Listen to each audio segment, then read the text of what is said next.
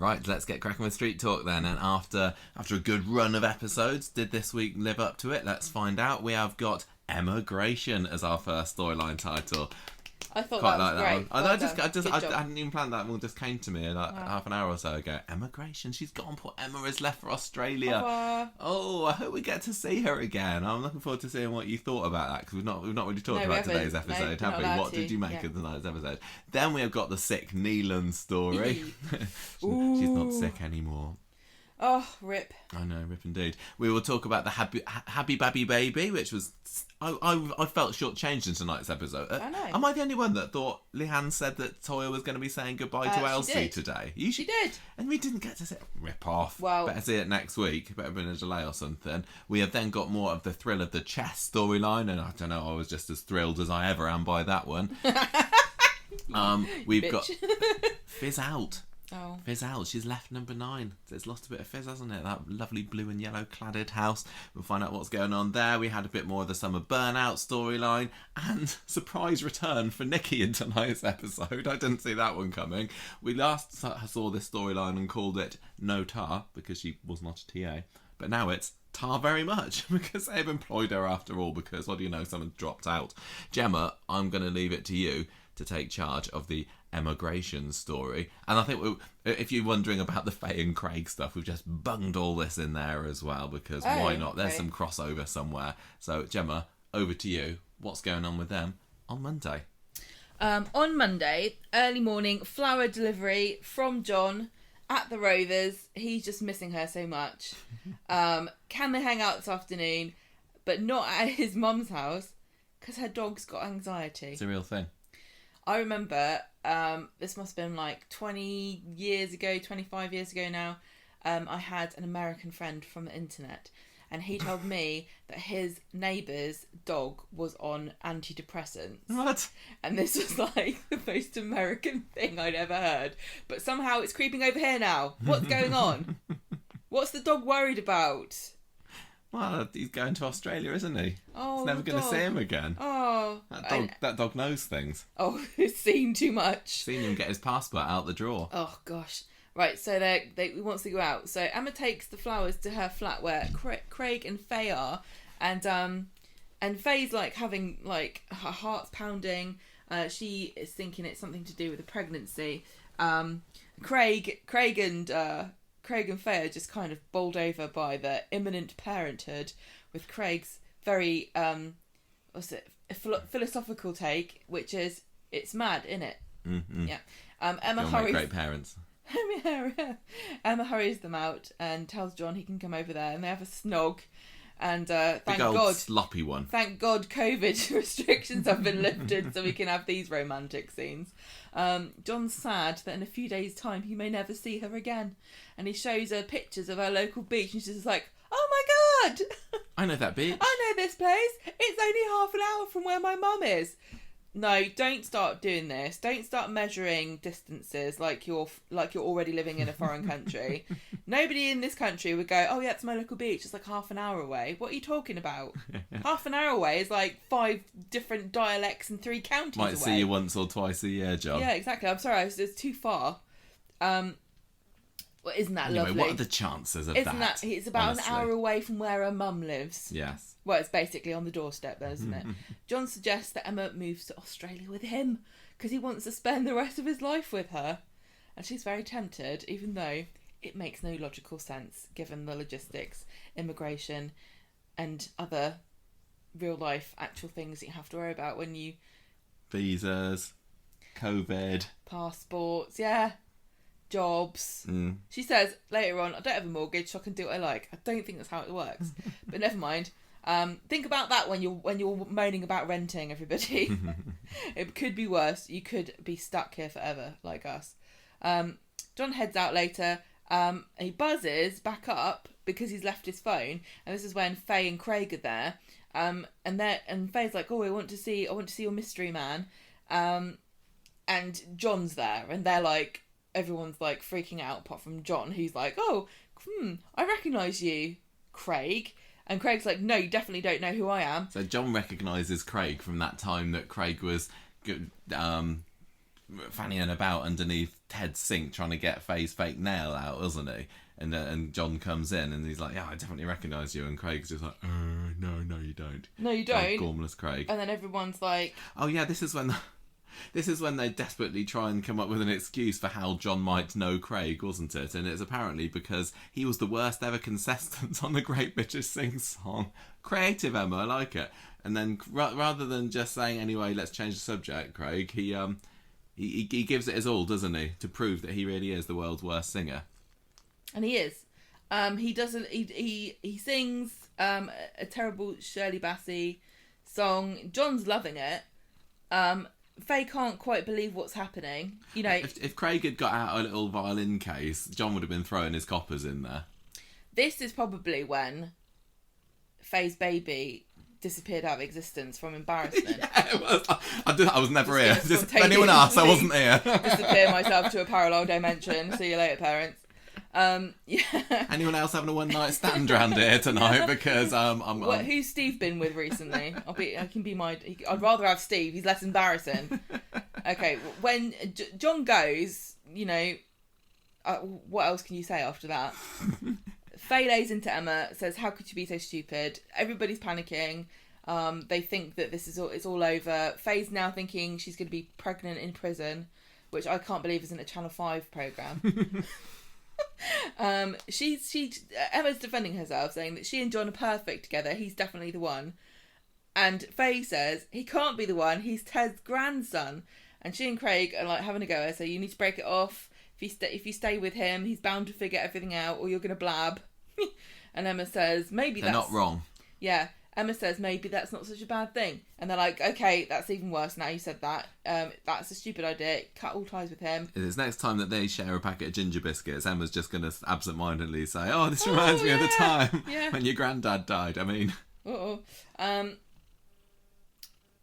So, Faye blurts out, we're all going to end up in prison and I'm not giving birth in prison. And Emma's like, oh, well, congratulations. She didn't know. Faye says she's got her family to consider now. John comes and finds Emma in Seb's garden later, and he says, you know what? I don't think I know him from the Great British Sing Song, because I looked it up on Wikipedia and it doesn't exist. That's not a real programme. You're lying. Could it be, though, in the world of Coronation Street? Is that been, put into the universe now? So they're going to have a story coming up later this year with maybe that's Kirk it. or something. Yeah. That's the next big Kirk Sutherland storyline. Arseholes on the Great British Sing Song. For Simon Cool. Simon Cool. I bet he's called himself that at some point in his life. Simon Cool? Simon Cowell has, yeah. Just call me Simon Cool. Do you think so? Yes. Is that the sort of thing you'd do? That's what he thinks he is. I think he's got enough money to say what he likes, doesn't he? He says, I actually think I remember him when he's a policeman and he worked on my granddad's case. Hang on a minute. Why would he lie about that when he was involved in that? And Emma's like, oh, I can't. It's top secret that. Police information. I can't go to Australia anymore. Anyway, we're finished. Oh yeah, she has to dump him. Well, John's distraught because he's like, I thought we had a future together. And she says, no, we can't. You can't just move to Australia. What do you think this is? John is just like some adorable, loyal puppy, isn't he? Like that. You take him out to abandon him in the middle of the desert somewhere, and as the car's driving away, he's just kind of there saying, "What's going on? I thought you loved me." He's just standing there going, "Oh, it's all right. I'll stand here. I'll stand guard here until you come back." And then you take him back, and then you kind of throw frisbees at him, and it just bonks him on the head, and he's still there going, "I just love you. I don't care. Don't go." Yeah, he's like, "We can go to Australia," and she's like, "No, it's too hot. There's snakes and koalas." Oh yeah, she's scared of koalas. I don't know why she's scared of koalas. I think that she's read too much about them having chlamydia. I don't know if you can get chlamydia from koalas. Do koalas have chlamydia? Is that a thing? Yeah, they do, and they're all constantly weeing themselves. Well, they're not that cute. Well, if you're scared of walking past a eucalyptus tree, then if I says I'm going to have a shower of koala wee raining down on me. They also constantly have a stomachache because eucalyptus is poisonous, and apparently their fur is like a wire brush. Oh. So they look all cute and sweet. Like, they look like funny cats with giant noses and cute ears, like a teddy bear. But no, they're actually miserable. You'll be telling me they're not even bears next, monsters. Gemma. You'll be saying they're not even bears. I don't want to know. No, they're actually a type of reptile. She says, this is my home now. And he says, look, let's slow down a bit. I don't want to end it with you. I want to grow old with you. And then she says, oh, it's just a fling. You're my booty call. Pumping and dumping. Is that really what she said? She did. He says, I love you. And she says, don't call me again. Don't call me Rana. And walks off. Reference. Emma comes back to find Faye and Craig have broken the news to Beth about her impending nanahood. And she says, John was upset, but I've broken up with him. Faye says, you've done the right thing. Emma's heartbroken again, and she doesn't think she'll ever meet anybody like John. I'm going to say no. I agree with you. I think he's one of a kind. He is. He's unique, is our John. Oh, man. I don't know, man. I love John. I've seen so much hate for John online. I think I and I love know him. the concept of the story is utterly ridiculous, but I've been absolutely living for John this week. I think he's fantastic. He's so adorably doofusy. I really do actually really like John, but I would never let him marry my daughter. No, Steve did have a point. He looks like the sort of man who'd go to the shop with £1 to buy flour and come back with no money, no flour, and suddenly have like a family of dependents that he has to grow magic beans to keep food on the table for. I think you send him off to the shop to get flour and he comes back with a bunch of daffs. He is a daff, isn't he? Wednesday, Craig's getting ready to go to work because he is going back to being a policeman. It's alright, everybody. The streets of Weatherfield are safe again. PC Tinker is back on it. Back on it. Back on the The criminal underworld is just like quivering in their boots. They've gone back underground again. It's not worth it. Well, now the biggest case in Weatherfield has been cracked, which is who killed Rick Neelan, or where is Rick Neelan. He can come back and he doesn't have to worry about any difficult crimes. Yeah. So, Faye feels guilty about ruining Emma's life, but not guilty enough to stop her from doing it. They go outside. Faye has a bit of a moment. She starts feeling a bit wobbly. And... Oh, yeah. She's like, oh, my baby. So this is... Okay, right. So, she has to sit down on the bench, and Beth and Tim happen to walk past, and... It's just... But I hate it when characters just happen to walk past. Tim's like, oh, hello, it's me, Tim, your dad. What's going on? Round the other corner, hello, it's me, Beth. Your mother-in-law to be. What's going on? Oh, my gosh. Now we're all in the scene together. What's happening here, everybody? Tim learns from the concern over Faye's wobble that she's expecting a plot line. It's a Windass wobble. Inside, Faye tells Tim and Elaine that she's happy about being up the duff. They're tough for her. Elaine knew, didn't she, ages ago? Did she? I thought she did. No, I didn't think it. I don't know. It doesn't she did, matter. Didn't she? She's like, it doesn't matter who knew first, because I did. It was me. Oh, yeah, maybe she... I don't know. I don't care what Elaine They're all thinks really or anything. pleased. This made me really sad. Everyone was so happy for her, and then it turned out to be just gas. Well, you don't get the name Windass for nothing. Faye goes home. Emma's still mad at her. John stopped ringing him. She doesn't want to hear any apologies. And then John buzzes on the intercom, comes up, and he wants to know the truth. None of this makes any sense. John's been reading the Twitter comments about this story, hasn't he? Yeah. He's like, I've boggled it. Turns out that this story's a bit silly. Can you explain it to me in words of no more than one syllable? No. Faye says, we're really sorry, but we're responsible for your granddad's death. And they tell him everything, but they don't really, do they? Not quite. They tell him the main So bits. I kind of bumped him a little bit with my car, and he's so weak he just died. It's not my fault. They basically said, we sat with him, he was really nice, he wouldn't let us phone for an ambulance, he was worried that he couldn't live independently, and he'd be forced into a home, and he seemed completely fine when we left him. It's not our fault he died. I don't think they explain why Craig was there, because that would probably be a bit more difficult to defend. Emma's crying, I wish I could turn the clock back. John walks out. Emma's calling after him, I love you, I love you. They haven't actually said, I love you too, to each other. Well, he said I love you, and she said I love you, but they haven't said it to each other like in a normal way. Because he said I love you when she said you're dumped, and she said I love you when he said you killed my granddad. Okay.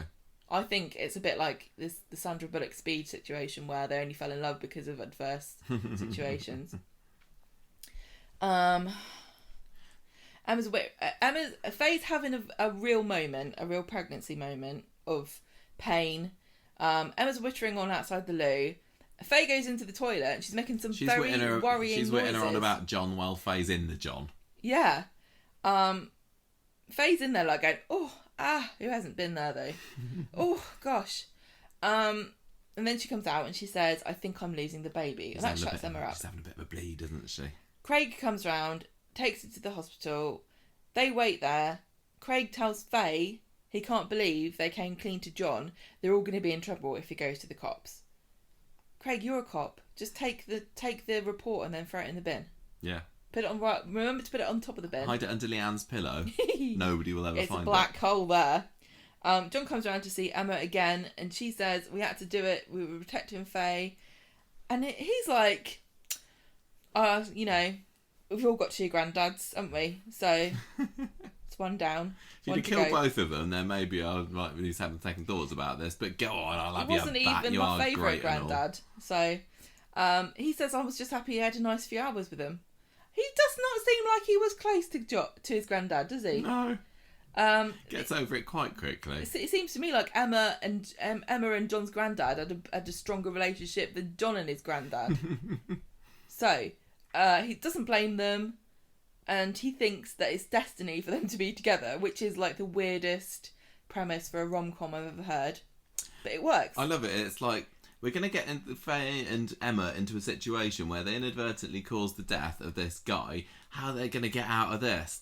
Oh, we'll just have the grandson say, I don't mind. Vie. Yeah. And that's the end. We've all got to die sometime, haven't we? That's how we get out of that little He's problem. Like, listen, Emma, where do you think I got all this cash to move to Australia from? It's from dear old dead Ted, isn't it? It's like He's loaded. It. He's loaded. He did me a favour. In fact, if he wasn't dead, I'd ask you to kill him again. So, meanwhile, Faye's getting a scan from the nurse. The nurse is just like, whoa, dear, there's something going wrong here. And they're all like, what? Nothing, like, I can't nothing. tell you, it's fine. Go and see the doctor, it's absolutely fine. Oh my gosh. Oh my god. It's either an alien or there never was a baby. It's a devil inside. She's got the Antichrist inside her. Maybe there was a baby, but it got beamed onto an alien spaceship. Maybe. Abducted. I think that's just the face that they do whenever they realise there's a ginger baby inside. Shut up. Is this Craig's? Oh my gosh, I didn't know he was wearing a hat. Michael, don't be stupid. You can't see hair colour on the scan. This is like Missing 411. Is anybody else into... I know it's been debunked, but it's still creepy. Where people go missing inside national parks. It's like that, but it's your womb. So... Anyway, no baby. It's empty. When was your last period? And Faye's like, look, it's a myth that you get your period every 28 days. Don't know what you're on. I've always been pretty irregular. And the nurse says, you should get checked out by your GP. So, Emma is thinking about her move to Australia. Yeah, Faye and Craig fine. Get home. No more secrets. Later and tell her about there's no baby. She says what happens with John, everything's fine, and she's decided she's going to Australia. Yeah, this is hashtag no more secrets and also hashtag no more baby. Why is it no more secrets? Because it isn't no more secrets. Because the hashtag... No. Emma and John decide no more secrets. Yeah, but it is no more secrets. Yes, it is. You can't say no more secrets in a soap unless you mean there are secrets. That's true. That is true. Yes. That's why you confused me. So... Emma starts the day by putting her foot in it by giving Faye a magazine. Faye's lying on the sofa like she's a Victorian waif. She gives her a magazine which says My Baby Joy or something. She should have given her like a fishing magazine or something. There'd be absolutely no chance whatsoever of any baby talk in that. Or like a motorbike magazine. Yeah. Or like a model train magazine. And then she could start up a new hobby and be friends with Roy. Yeah. Chess magazine. Chess magazine. That's all the rage. Yeah, but what about the article in Chess Monthly that's how to play chess with your baby? They get talking about her moving to Australia and she's going, I've got to wait. I've got to go later. He'll go now and I'll join him in a few months. Yeah, that's the plan. They're going to go in 2 months' time. Why don't you go now? And she's like, What? You're right, that is the way we do things round here, What do you isn't it? mean? That's how Coronation Street emigrations roll. We just decide on the day and then rock up to the airport. Faye goes round to number 6 to talk to her dad, and before she can say anything, Tim presents her with a baby Wethy County top and has decided that the baby's going to be a green. Going to be called Tommy. Oh, yeah. Faye says, actually, no, I'm not pregnant, and I wasn't pregnant at all. John comes around before heading down to London to get on the plane to go to... If that baby was going to be called Australia. Tommy and it was going to take its dad's name, which is 50-50 choice, it'd be called Tommy Tinker. Tommy Tinker. Tommy Tinker. He sounds like somebody who's in a boy band with John, because John's definitely in a boy band, you can tell. He sounds like a character from a kids' TV show, Yeah, doesn't yeah. it? Here comes Tommy Tinker. Tommy Tinker, what have you been doing? What a tinker you are, Tommy. What's that you've got? It's a spanner. I'm going to murder a drug dealer with it. So, he's going to London. She says she'll miss him. He says, go with me now. And she's like, everyone keeps saying this, but I thought I wasn't leaving today. I haven't even packed.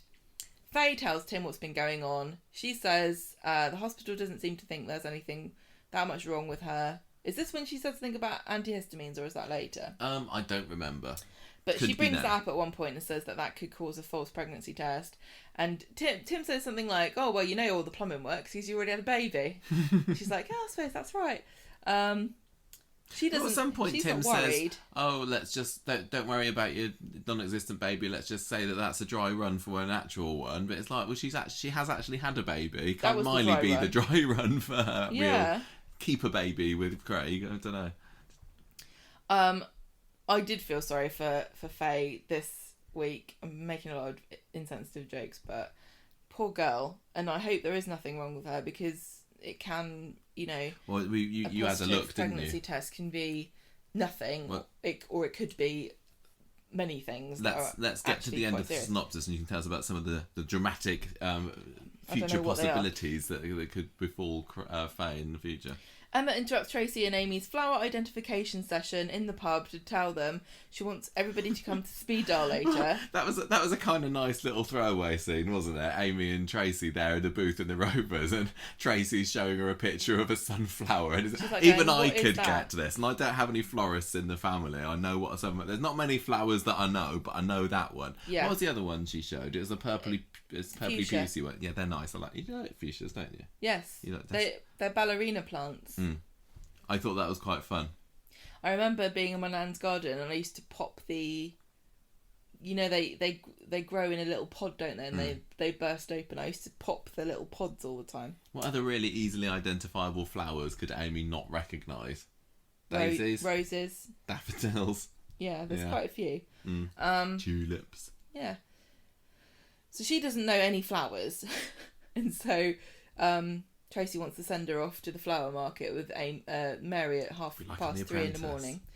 Anyway, Emma's like, I need you to come to speed dial later because I've got to tell Steve that I'm moving to Australia. And Steve's behind her and says, you're moving to Australia? So all comes out. They go to speed dial. Emma tells them about John. Steve worries it's too soon. Tracy agrees. And they say that she's just on the rebound from Curtis. Well, they say to her, like, how long have you been going out with him? And Steve's like, it can't have been that long because you were going to marry Curtis at Christmas. She falls in love quickly, doesn't she? I know, but I worry about that girl. Me and Steve, I think we're on the same page here about this. They summon John so that Steve can, check him out, and he he gets a good grilling, doesn't he? Steve's the fuming. best that Steve can manage. Ends on a bit of a sour note. Emma's crying. She feels guilty about abandoning her dad, and she doesn't want bad blood between them, but she has to go to Australia now because it's in her head, And if you don't go when you've decided to go to Australia, you might talk yourself out of it because of all the koalas. Yes. Emma goes round to see Steve. They have a chat. She tries to explain herself. She doesn't want to be sensible. She wants to be spontaneous. She says, "I love you, but you need to let everybody live your life." And so he gives her his blessing. I don't know. I kind of, in a way, I see her point. It's like she is really young. She doesn't have anything to worry about. I mean, given that Australia's going to let her come in, it'd be rude not to go, wouldn't it? Because I heard it's quite hard. So if they're willing to just let her waltz in like that, she must be special. So she gets everything packed up, and then she goes.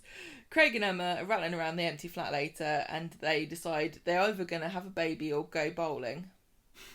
So they decide to have a baby because they haven't got the right shoes for bowling. Emma has a very socially distanced goodbye, although she does have a big old McDonald's group hug. Yeah, she has a McDonald's group hug, but Audrey's there just like, bye. Audrey's like, don't come near me, because... And even Gemma couldn't get a proper hug from her. I'm glad that they had Gemma back there because, you know, they were kind of friends. Has Emma had anything to do with Emma this year? I don't know. But it was nice that they were... When a character leaves in the back of a taxi, they must think, right, who's the family and friends? We need to bring them all in. Never mind if they've never had anything to do with them for the past 5 years. Got to have them saying goodbye, just so that people don't say, what about so-and-so? I think they just have a chart in their office with, like, lines between people, and they go, who's got lines for this character? Gemma Winter. Everyone waves her off, and she goes forever.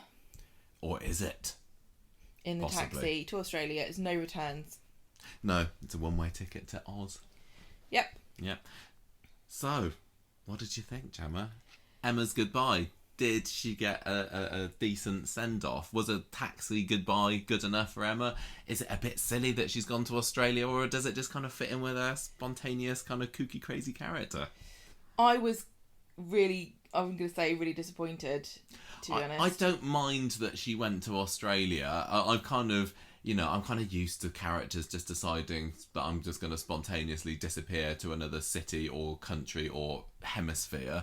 So I didn't mind that too much. But I thought that the actual ending themes themselves just didn't have the quite the right feel to it. I wasn't going, oh no, Emma, we'll never see her. You know, is that what you mean? Yeah. No, it was also the fact that it was unfortunate that the week...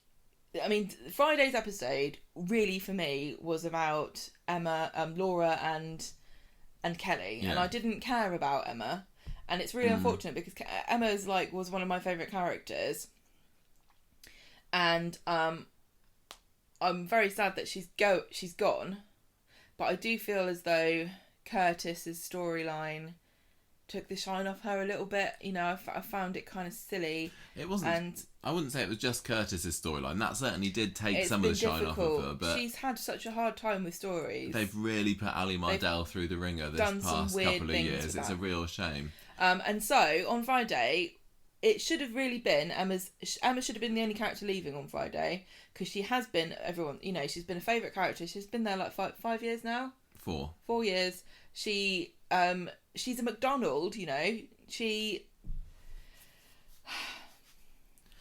almost felt like the McDonald's were there because they kind of tokenistically had to put them in. And that scene with Steve at the table at number 1, it didn't do it for me because Steve was just being such a pillock as usual. I just can't take anything really very much that he says seriously. And it just didn't have the emotion there for me. No, I agree with you. And one thing I also want to say is that she's the most prominent character of colour to come from one of the big families. Like, you got the Platts, you got the Barlows, you got the McDonalds, you got the... Who else we got? All the big families on the street are all white, okay? And then you've got Emma. You've got Emma, who, her mum's black, she's black.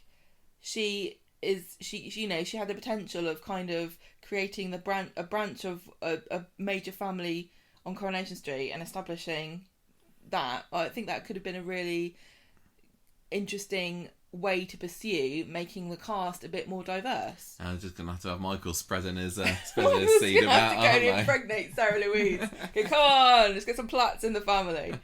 I think that's an important point to make.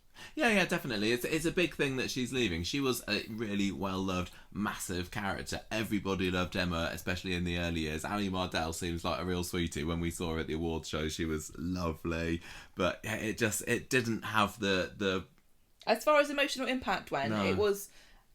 it fell far short of what I was hoping, and I don't know if it was just the juxtaposition of her story versus the Kelly Neelan tragedy that we were also watching. I just didn't want to see Emma's scenes. I wanted to go back to the hospital to find out whether Kelly was going to get there on time, and I really feel like Emma's character got shortchanged by the competition. I think she should have had an episode where she could probably shine as the leaving star. And to have a character like Emma being upstaged with an exit by Laura Neelan, who was no one's favourite character 6 months ago. No, that makes sense. What a turnaround! Yeah. What a weird choice. What I would say though, I imagine they were trying to go, oh, look at the contrast here, happy, sad, fun, fun and whatever. But it didn't. It just kind of, the comparison was detrimental to Emma's story. It didn't have the dialogue that I would have wanted. And Ali Mardell was great. Amy, Elle Mulvaney didn't really get a chance to shine because they had some lovely sistery scenes, over the last few years, hadn't they? Yeah. The Faye and Craig stuff, I'm not particularly interested in that element to it. And then Gemma comes in, and that just got me thinking, I wish that there'd been more. But I will say, I'm very, very glad that Emma had a fair few very enjoyable scenes in the past month or so, because she's done nothing but cry for this past year. But in the past month, she's had some great laughs. I've enjoyed all the scenes with her and John sort of sneaking about secretly, the stuff in Chariot Square last week. She's laughed again and giggled, and I was worried that maybe we wouldn't get to see any of that when Ali's exit was announced. When was it? 2 months ago or so, just in the middle of the evening one day on Twitter. I was thinking, so she's stuck in this story with Craig and Faye and this stupid crutch thing. Is she just going to end up, being carted off to prison or something like that? But at least she got a happy ending. It reminds me in a way of Becky's exit. Now, Becky's exit was fantastic. Her final scene. That's exactly what I was thinking. But that just screamed kind of positivity and, what is it? Regrets of them what live on the floor. We're heading for the stars. That was fantastic. Live on the floor. Well, there's ground, wasn't it? I don't know. I'm paraphrasing. I live on the floor. But Catherine Kelly's performance, combined with a brilliant script, made that exit wonderful. Well, and the guy that Becky went off with was a massive no one as well. Yeah. He's got less personality than John, and John was just there to be an equal ditz to Emma, and that worked. But I would say, don't ever, if you're a stupid person, don't marry another stupid. That's why I married you, because we can't have two idiots in the family. You saved me. No, I'm the idiot. Oh, okay, yeah, right. You just can't cook. No, so it didn't really matter who Becky jetted off with. No. It was just like the perfect guy with a perfect life with a perfect son. That just worked so much better for some reason. I'll tell you why it worked and why this didn't. Number one, Becky was escaping a really horrible situation with all the drama and relationship stuff that she had with Steve and the family things. Yeah, because she'd just got married to Steve not long before, hadn't she? And she always wanted a child and she could never have one. And that is a very relatable thing for lots of people. And she also... What else was I going to say?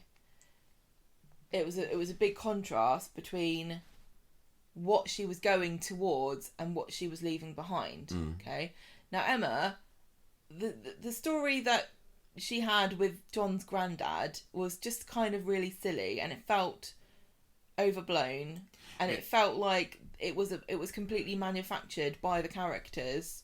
It's been very clear from literally the first week that this story has been a bit of a clunker, hasn't it? Since like the 1st of January, wasn't it, when this happened?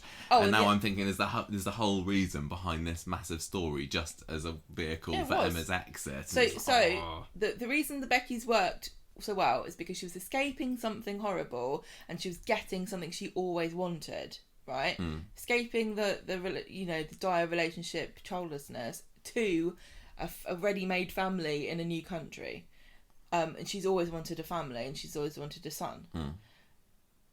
Emma was escaping a stupid situation where they ran over some biscuits, and she was going to Australia And they didn't tease enough out about her missing her mum. They had the perfect opportunity for them to talk about how she'd always wished she could live in Australia with her mum, and she misses her mum so much, and she likes living in England, but Australia is where her heart is. But they totally didn't even bother mentioning it. That she got a shout out on Monday, like, oh, it's only an hour from my mum's house. But she didn't really say anything. Like, it just felt too spontaneous, and it felt like a really weird... Yeah. I would have liked it if they'd have been able to get Angela Griffin back on to get a couple of Zoom cameos, in the role of Fiona.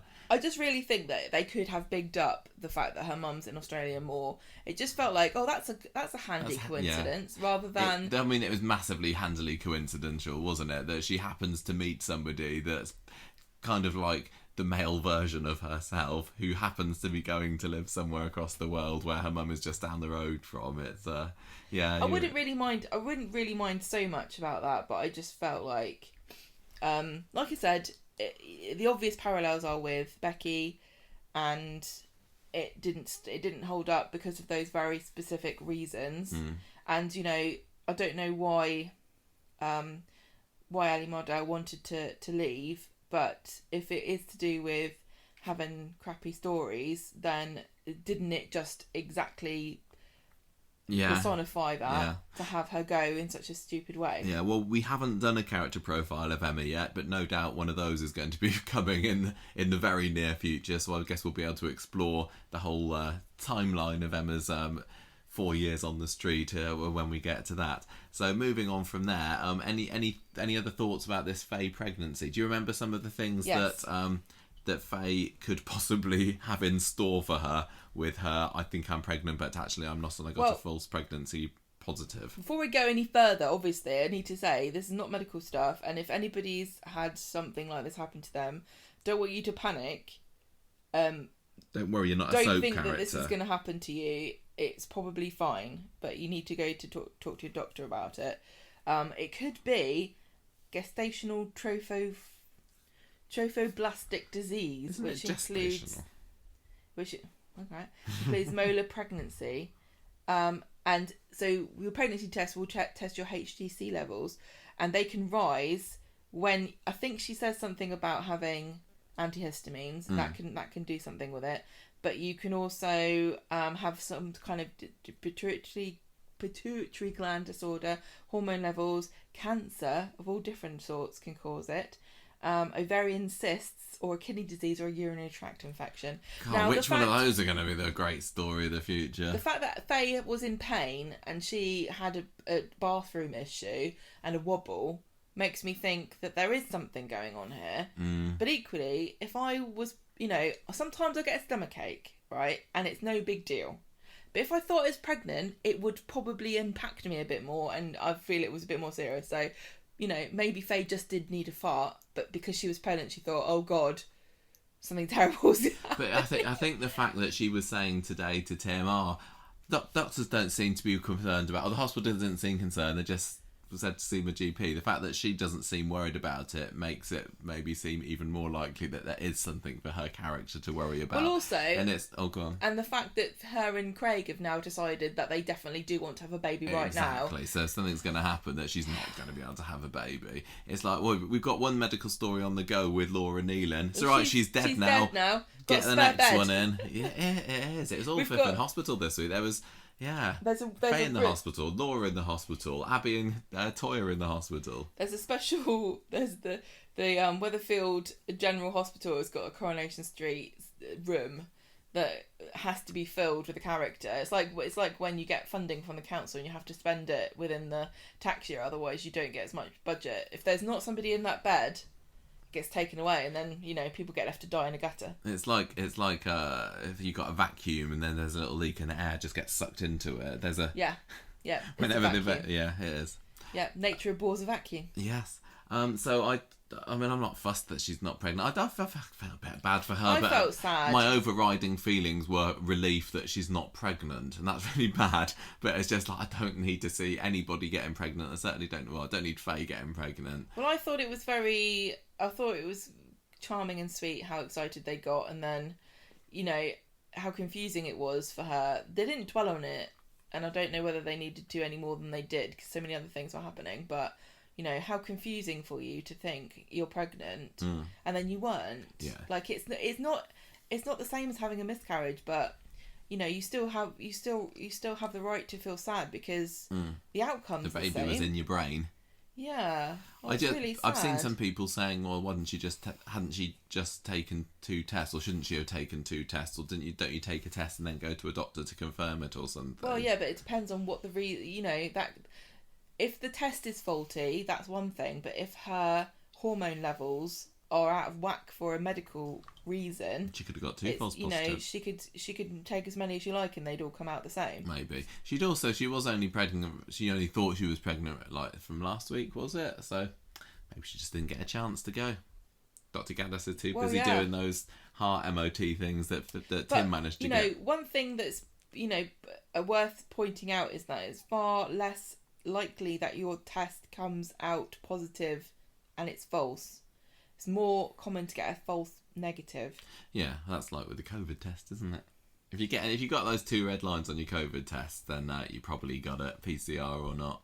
Right, should we move on to the next tragic exit story then, the sick Neelan, Gemma? Well, this was more tragic. This is quite more tragic, and I know that you don't like the sad cancer story, so I'm interested to see what you made of this one later. But this didn't get going really until Wednesday, when Kelly is still acting in complete denial about what's going on with her mum. Last week, you remember, she went to see Laura at the hospital and was like, "Oh yeah, you're dying, whatever. I don't want anything to do with you." Did she go to the hospital to see her? Yeah, last week she did. And she was like, "Oh, you killed my dad, so stuff you." So I hope you don't like having cats. She goes and heads out, and Maria tells Gary that Kelly was crying her eyes out the other night. So I think she really is quite sad about it. Then Gary gets a phone call because Laura has asked to see him. So he heads on over to Weatherfield General, and Laura says, "Oh, I've had to drain fluid from my abdomen. I'm not really in a good way at the moment." And she says, "Can I see some pictures of R. Kelly?" I love. Thank you, Coronation Street script writers, for making her call her R. Kelly right until the very end. Yep. He passes over his phone, and she has a little cry because he's just given her his album selection there. I Believe I Can Fly. No, not that R. Kelly. No. You can't reference that R. Kelly. You can't talk about him. Simon catches Kelly coming home from the tram stop and he's like, "Oh, can I be in this storyline again, please? I haven't had much to do recently." She's got an armful of bags. She's been shopping. I found Simon's inclusion in this storyline very odd, and I know that they're trying to make them a thing. They've been trying to shoehorn him into her life for the past 6 months. But I really don't like it. I don't think Kelly would talk to Simon. I don't think she wouldn't look at him twice, would she? No. Anyway, which she doesn't really at this time, does she? Because he's trying to say, "Look, do you want to tell me about your mum?" And she's like, "Still dying." I kind of love that. She's like, "Yep." She's in denial. She really is upset. Anyway, she doesn't want to talk to her. So meanwhile, back at the hospital, the consultant's there telling Gary that Laura is being moved to a hospice now. She's literally got days left. So please, can we try and get her family round? I guess there are no other Neelans on the family tree there, so it's Kelly or nothing, really. Back on the street, Gary tells Maria about Laura, and he's pretty cut up about the whole thing. Maria says, "Yeah, we really, really do need to tell Kelly that she hasn't got long left," does Laura. So later on, they tell Kelly. She's kind of shaking a little bit, but heads to her room. She's decided in her head, I'm not going to go and see her. I'm sticking with my decision. So she goes to her room, comes out again a bit. She's reading her magazine. Gary interrupts her and says, "Look, if you don't go and see your mum now, you are absolutely going to regret this. She's dying. She's not doing it on purpose or anything." Kelly says, "Just don't mention mum again, please.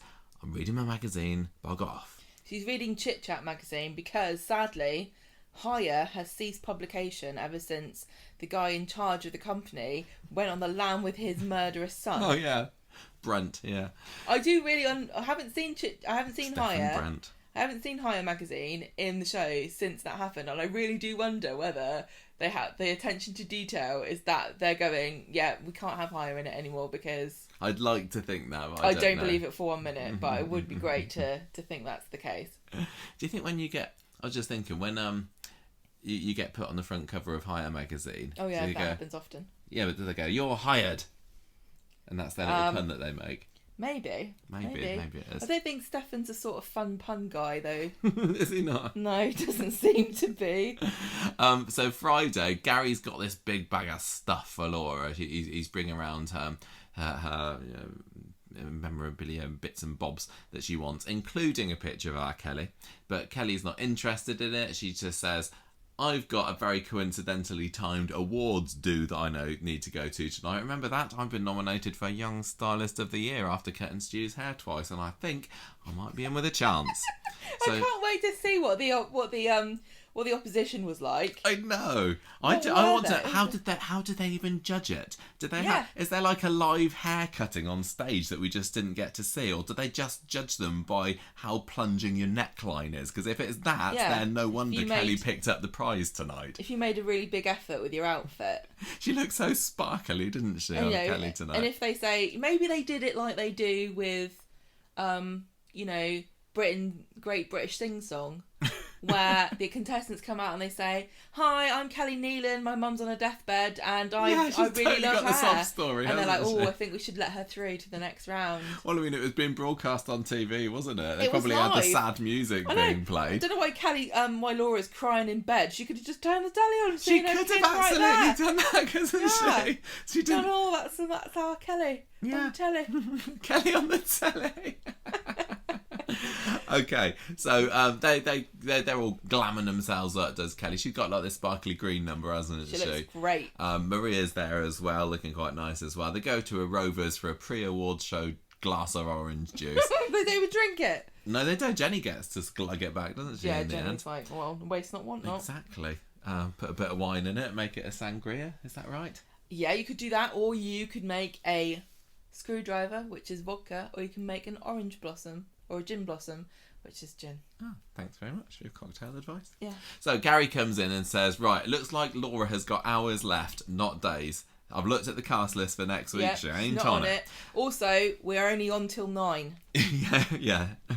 And this is the second quarter of the episode. So come on, get your skates on, lady. Kelly says she's just totally hard-faced about the whole thing. Says, no, not going to do it. I am not seeing my mum. Storms out of the pub, goes straight to boozing when they arrive at Chariot Square. Because, of course, where else would they hold the hairdressing awards? The bistro is already taken up by the grand final of the Young Chess Tournament. And Roy's doesn't open past 5.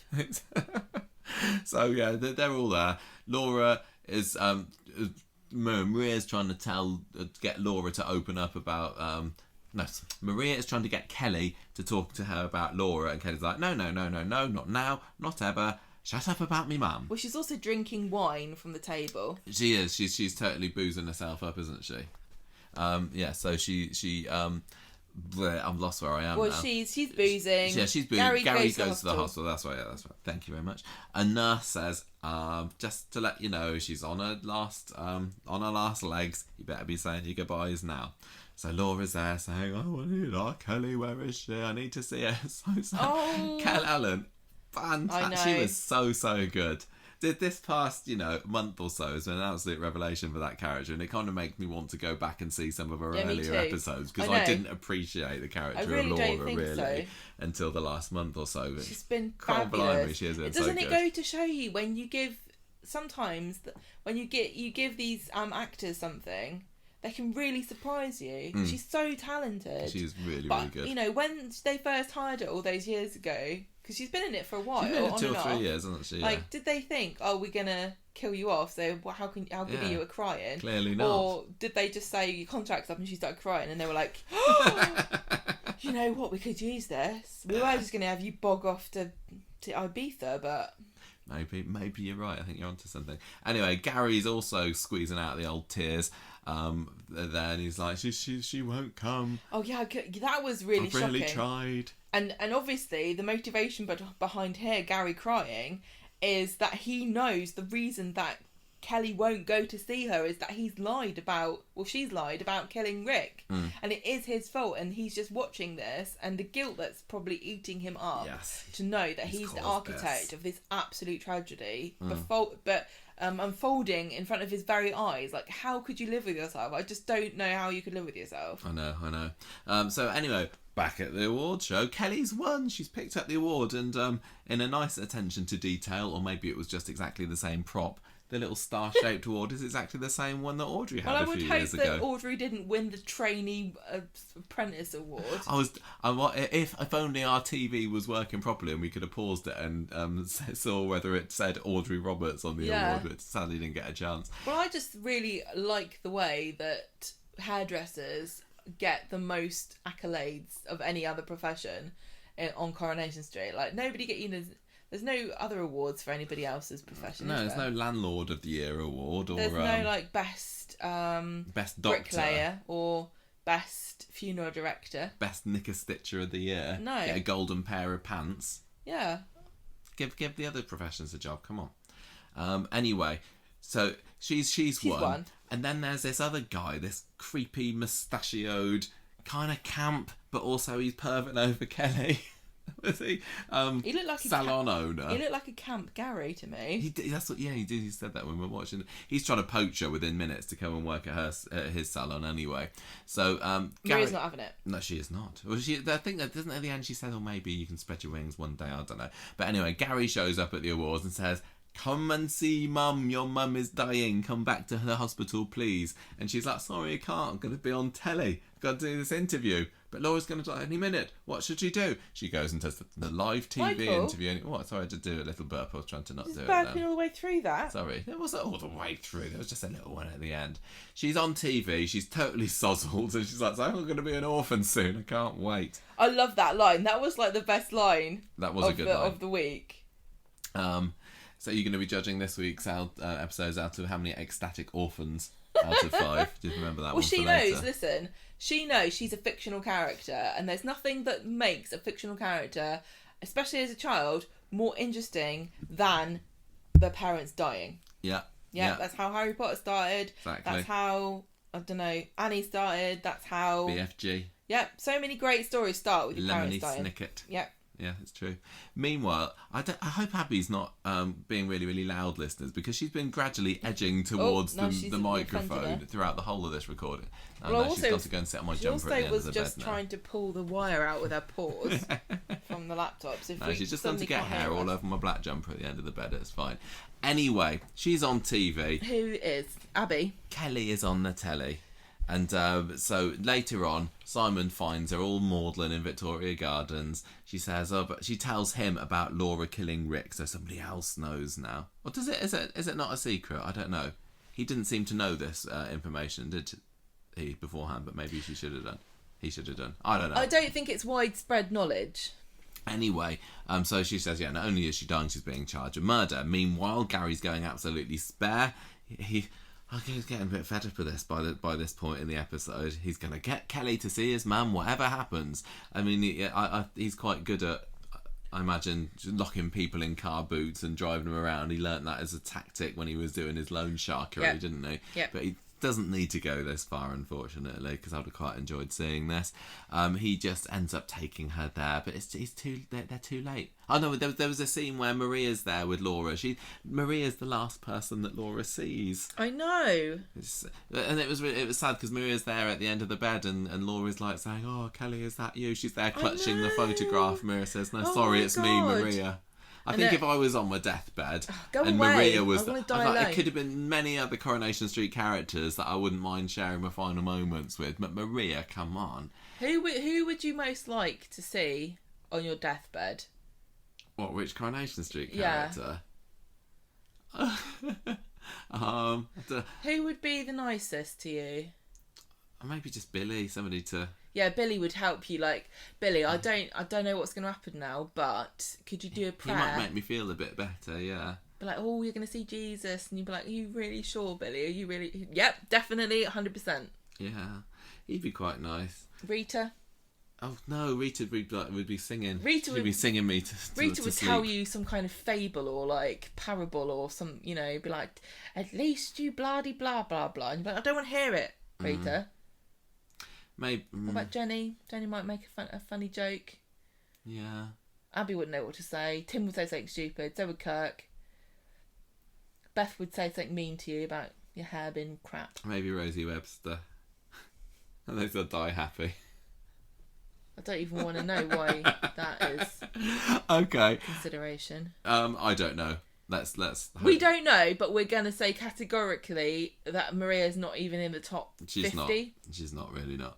Anyway, by the time Gary and Maria get to the hospital, too late. Maria, actually, Samia was doing a really good job in that last scene, wasn't she? Yeah. She's just dissolved into tears, leaning up against the hospital wall. But Kelly goes in and Millie gives such a fantastic performance because Laura's lying there. She's completely pale, isn't she? She's she's completely laid out dead on the bed. She is 100% dead. I maybe even 110% dead. I thought she was going to do a Jon Snow. Lying there all pale and suddenly wake up again. No, she didn't. And Millie Kelly just kind of crawls over her, doesn't she? I couldn't believe this. Because I was definitely expecting a really powerful performance, because I know that she's a fantastic actress. But I was expecting, a sort of clutching your chest by the side of the bed or like holding onto the rails or something. But she just, I don't know whose idea it was for her to crawl onto the bed like that, but it was so raw. And she really, honestly, was sobbing like she genuinely, genuine sadness, like heart-wrenching, soul-destroying, bleak sadness. I think Sally Carman was probably there in the wings going, calm down, lady. I'm the crier around here, thank you very much. Are you trying to get those awards off of me? Weatherfield Waterworks is my award. she was so That was good. Probably one of the best performances I've seen on Coronation Street. Well, long. But there are so many. This is the trouble. There are so many fantastic performances, especially from the actresses. When they give them something to cry about, they can be quite convincing. Thank goodness for those eased COVID restrictions, like you were saying earlier, because long gone are the days where they had to get Harry Rizzanoni's girlfriend in to do a double as Abby's hand. But I think that Laura was really dead, so she doesn't really matter if she. I don't think she is. I've seen. They wiped her down with with Instagram since she's fine. With some anti-bac stuff, so that you can just crawl all over her and you won't get COVID. Anyway, and she's gone. That was some tragic stuff, and it really in was. many ways kind of close to home to experiences that I have had. I mean, it did in a way take me back to when Mum died, and that was going on like 6-7 years ago now, wasn't it? Was it uncomfortably close for you? It in a way, because it reminded me not just of that but also of my nan. She declined, and she was, I remember seeing her in bed shortly before she died, and I think a lot of people will watch this, will have had experiences like this. And the other thing, I think, the story of not being there to say goodbye for whatever reason that could be is especially poignant now, given we've had 2 years of the pandemic, and where people couldn't be. There's been all this time of Zoom goodbyes, haven't there? Just the number of people who just could not go to the hospital, weren't allowed to go, had to say goodbye to their relatives on Zoom or not at all. I think it was. I think Kelly was crying for everybody, I feel so bad for Laura, because it was when Mum was in the hospice, and we spent a lot of those last 4 or 5 days with her there, and they were as tragic and horrible and sad as a time as it was a real kind of special moment, wasn't it? And the thought of Mum not being able to have me and my dad and my sister and you there. We got to spend a lot of time with her. Yeah. And when talk Laura, to her about things and be there, because she wasn't. When she was at the end, she didn't know.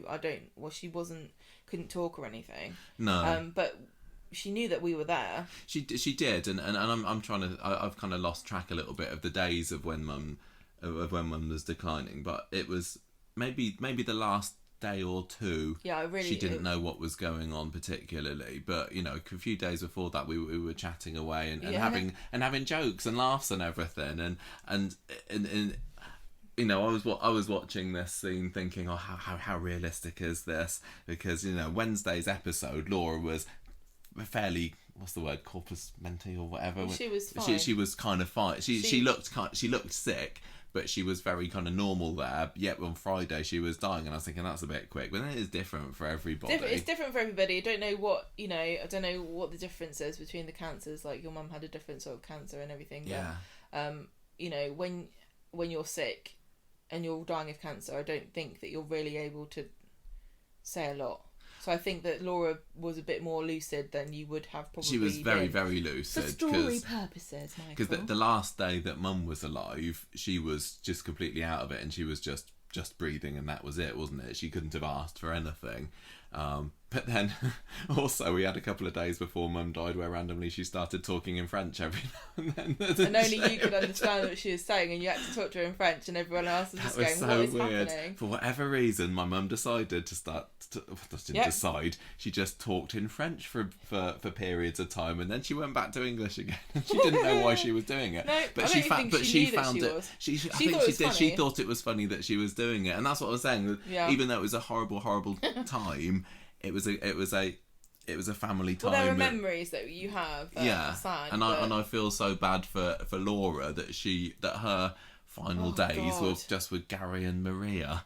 And longing for this daughter to come and she knew and she knew that the reason that Kelly's not there is partly because she's been a terrible mum for all her life, but also because she is lying to cover for Gary. And at any time Laura could have said, tell you what, I didn't actually kill Rick. And I wonder if she had said that, whether Kelly would have been right back again going, oh mum. So oh my god, the fallout from this. Shit, Kelly's gonna find out. You reckon? Kelly's going to find out. She has not taken the secret to her grave, and there it will stay. And Gary's going to confess, or somehow it's going to come out. And I'm living for that moment now. You know, Millie Gibson has really... I was already impressed with her. I already thought she was fantastic. The scene today kind of knocked her into a whole new level of talent. And... you know, sometimes when you know a certain scene is inevitable scene is coming up, you think, oh gosh, how are they going to do this? How are they going to handle it? I hope that they you know, the pressure as well is going to be immense. Yeah. But I'm really confident that the scene where she finds out that Gary's lied to her and he's the reason that she didn't get to say goodbye to her mum, and at any point he could have told her the truth, and she would have, like you said, flown to her mother's side, and she would have gotten to say goodbye. He's stolen that from her. Yeah, and so that guilt is going to be eating away at Gary. He's going to feel guilty. Maria's going to feel the same, because she could say something if she really wanted to. Yeah, and so is Kelly, because she could have said, well, I made the decision, but I made it too late. Why didn't I swallow my pride earlier and get down there? No matter what she did to my dad... I could have done it. And imagine how scared. Like Laura literally said, "I'm scared. I don't want to die alone." Just the thought that she was alone with Maria. Yeah. Like when she was dying, it's horrible. It's really horrible because nobody knows what comes next. And if there's nothing, that's the last thing that she had on this earth, and all she wanted was her daughter. I wonder whether she'll have recorded like a little message for her or something, because I think I would have done if I'd thought that there was a chance that she wasn't going to turn up. And I know Maria had said to her she's on her way, but that was obviously just to placate her. If I was Laura, I would have recorded a goodbye message to her, and that's just going to be gut wrenching all over again if that's true. Or maybe she records a message saying I didn't kill Rick. No, I don't think she'd do that, because it would kind of... I hope that that's not what happens. It would have been for nothing. It negates her sacrifice. But I hope it does come out, because otherwise they're just kind of kicking it a bit further down the road, aren't they? Saying we're going to put this off for a little bit longer. Okay. I know that there has been massive storyline progression in that Rick Neelan's body has been found now, so everybody know he's dead. But Gary is just... he is ultimate Teflon, isn't he? He's just like, la la la, I'm getting away with it yet again. And I'm thinking, no, you cannot get away with this, Gary. I think it is. I hope it is. And I hope Mikey is up for the challenge of seeing Gary's reaction, because any normal person, you're right, this would absolutely eat them up. And he's going to want to confess, and Maria's going to probably be the one to still tell him don't confess. I mean, he wanted to confess last week, didn't he? If after all this he confesses, it's all for nothing then, because she died, and Kelly couldn't say goodbye because he didn't say anything. And Sarah still knows, of course. Oh my god! So there's a group of characters that know the truth here, and I really hope that it comes out. But I wouldn't want to be in Gary's shoes when Kelly discovers that Gary knows the truth. Maybe Kelly's going to end up kicking him to death. Yeah, kick him to death. Yeah, she's good at that. Might as well be hung for a sheep as for a lamb. Yeah, she won't make up, honestly. Look how beautiful I am. I just want to say, we're being really mean to Maria, but she so did her best, telling Laura, "You're a good woman," and I don't have trying to comfort her. Yeah, she was really good. Really tried her best. She's the only person that was there. She wasn't the person that Laura wanted, and she knew that, and she knew that Laura was waiting for Kelly, and she also knew that they both know that Kelly is not there because of the secret. Because of the lie that she's told. Yeah. Oh gosh, imagine being Maria. Yeah, And she did a really good job, as good as she could have done, and she did it for Laura. She did. I'm very curious to see what happens at the funeral, because as you know, funerals in Coronation Street are traditionally places for big revelations to come out, or fights or something.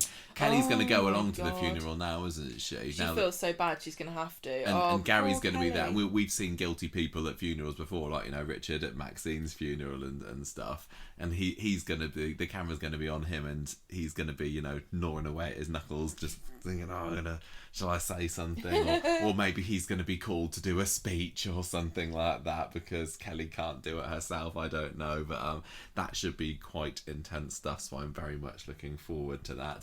And also wondering what consequences all of this is going to have on Maria's political career, which has gone somewhat quiet since the election, hasn't it? She's a councillor, but everybody's forgotten about it since then. She's not going to want this truth to come out, partly because she doesn't. If it comes out and she's fired from being a councillor, then who's going to save the world then? Nobody. Who's going to protect the earth from the scourge of pollution? No, exactly. One thing I want to say is that now we've got Kelly, she got her stylist award and everything, and she didn't get to say goodbye to her mum, even though she changed her mind at the last minute and wanted to. Isn't it kind of a bit like what happened with Audrey? I wonder whether Audrey and Kelly, I don't think this will happen, will have a scene together, because Audrey wanted to say goodbye to Alma.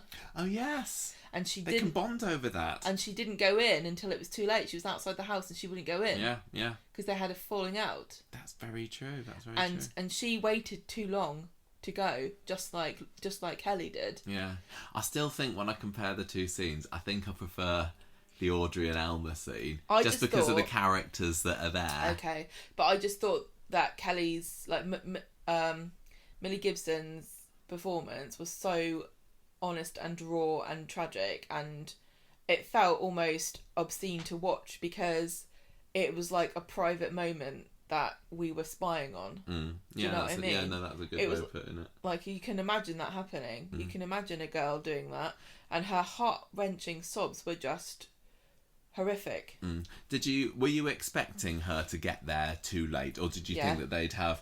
I didn't. I thought that they might have a final scene together. Maybe even when Laura was whispering something to Kelly about I didn't really do it.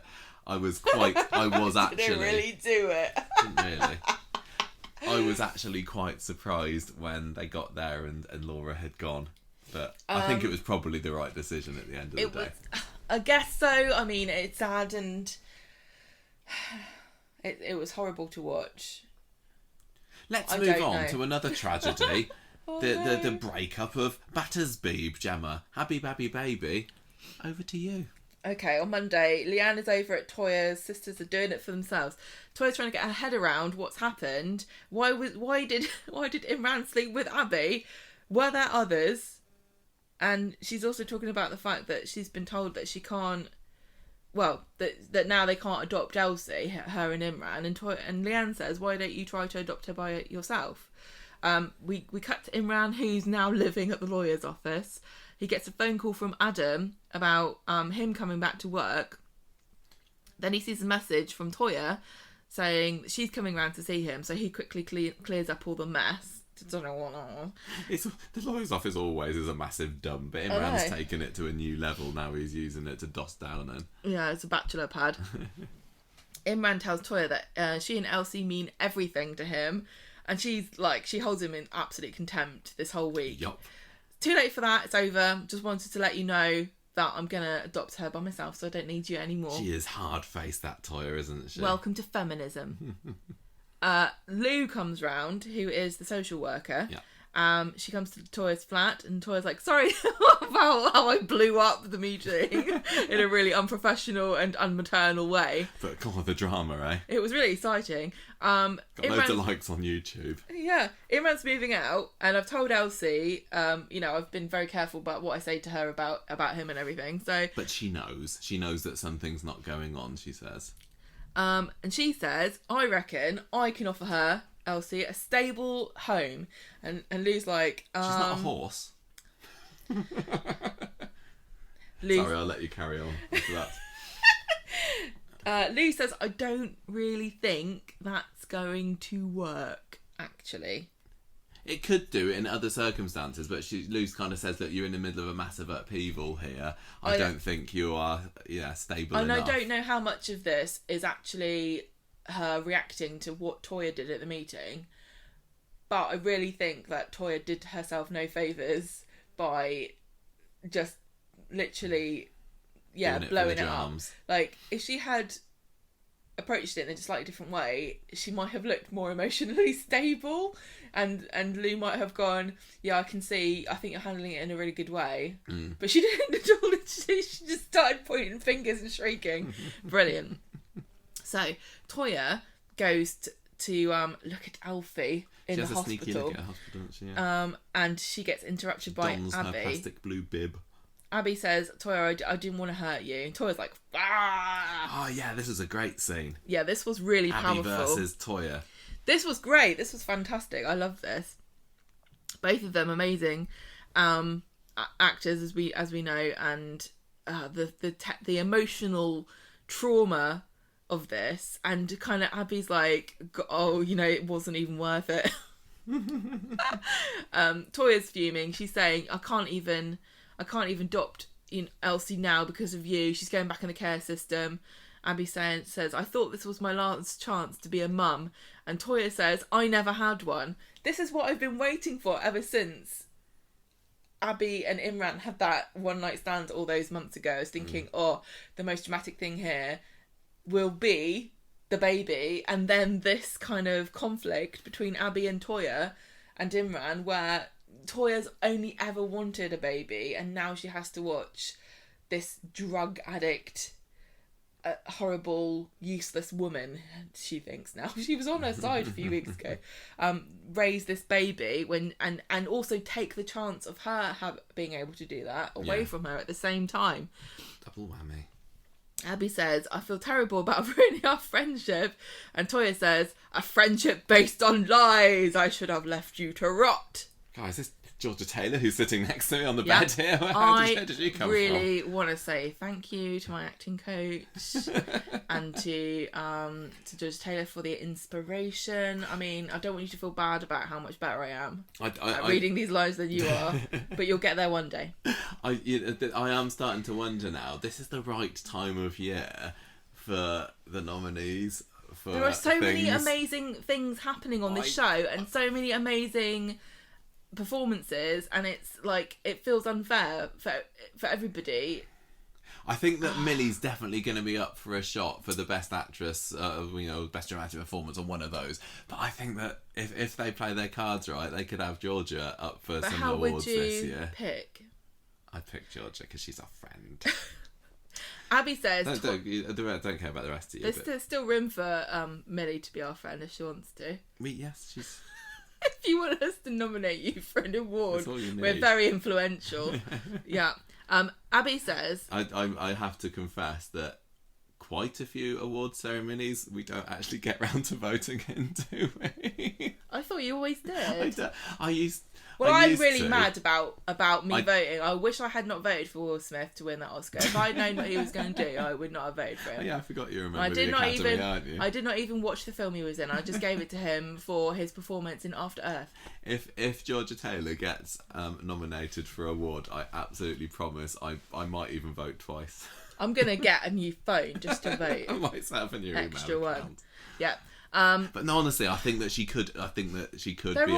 Just heartbreaking, and also Abby. Sally Coleman's got her awards. Let somebody else have a go. Everybody's too good. Abby says, I can think of some actors who probably won't get nominated from Coronation Street this year, naming no names. But you're right, it's going to be difficult to whittle them down to who I'm actually going to say should get that there nominated. might be some people that aren't doing their best work. But, you know, I can also think of people who aren't doing their best work that are getting nominated for awards. But I can think of people. I can absolutely think of someone who's fairly recently been nominated for a soap awarding for Coronation Street and is maybe not doing their best work at the moment. But, I can think of someone who's doing their best work and it's still crap. Oh, dear. Right, okay. Abby says to Toyah, you would be a brilliant mum if you could make it up with Imran. And Toya's a massive go at her, like, nope, never going to forgive either of you. I can't believe you'd even say that. How could you? Blah, blah, blah, blah, blah, etc. That's exactly how she did it. Award-winning. Later, Abby goes to see Imran in the office and she feels guilty about destroying Toya's life and Elsie. Imran's gutted, Toya's upset, and she has every right to be. Oh, this was sad. They like to end this week's episode with this was sad just scenes, what are they doing isn't to us this week? Later on, Toyah breaks the news to Elsie that Imran is not going to be seeing much of them anymore and he still loves her, but she's also going to be moving to her forever family.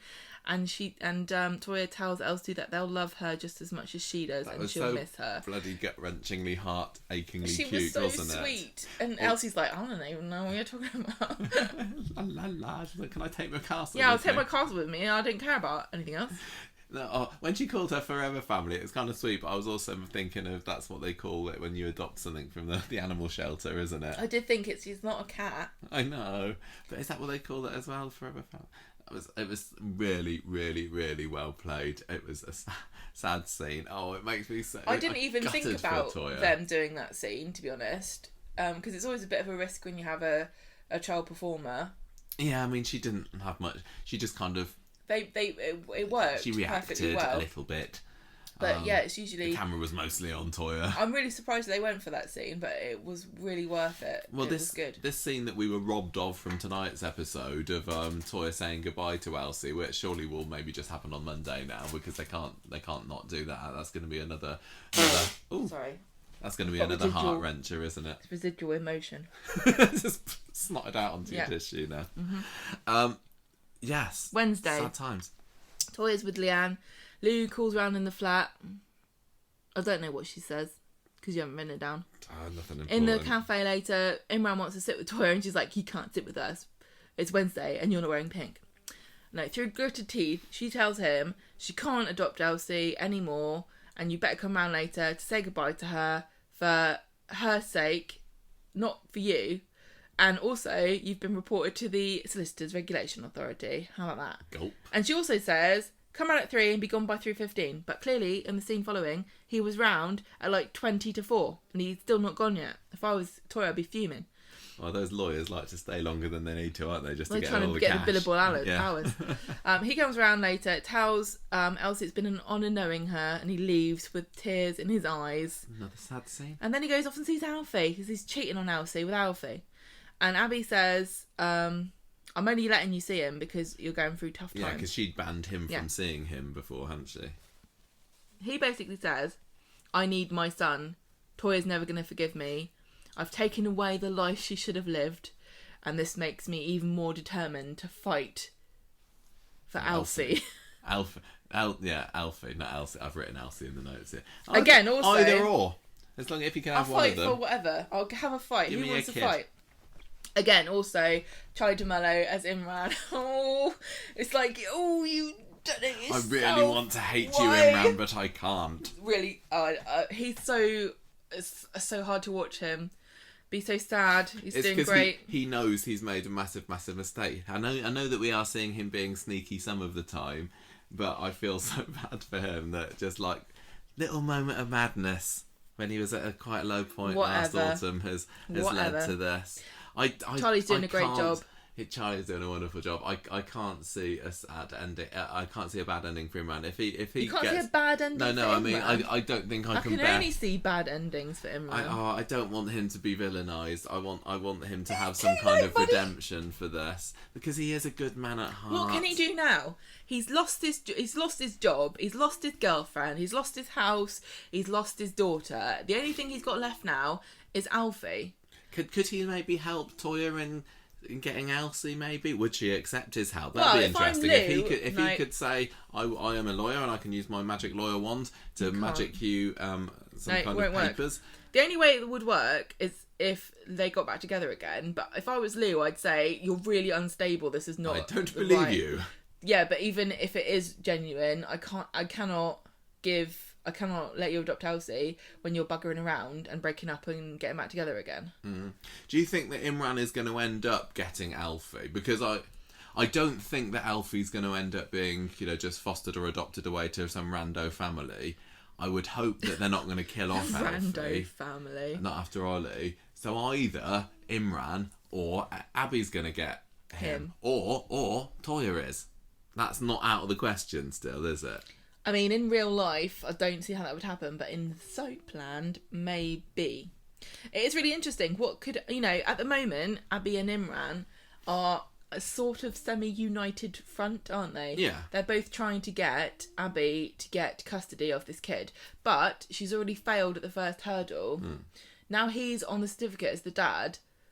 I don't understand why they haven't just automatically gone, well, she's not good enough, so dad has to take custody. Yeah.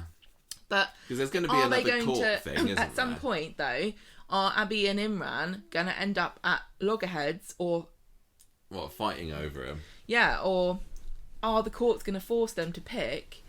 Is Imran going to have to cut ties with Abby in order to take custody of Alfie? Because, if they've said she's not good enough, she can't look after him, we're going to have to put him into care. And then Imran says, well, I can take him. Well, that'll be a bit like when Seb wanted to adopt the Charlie and Lexi, and Abby was going to have to move away or have nothing to do with them.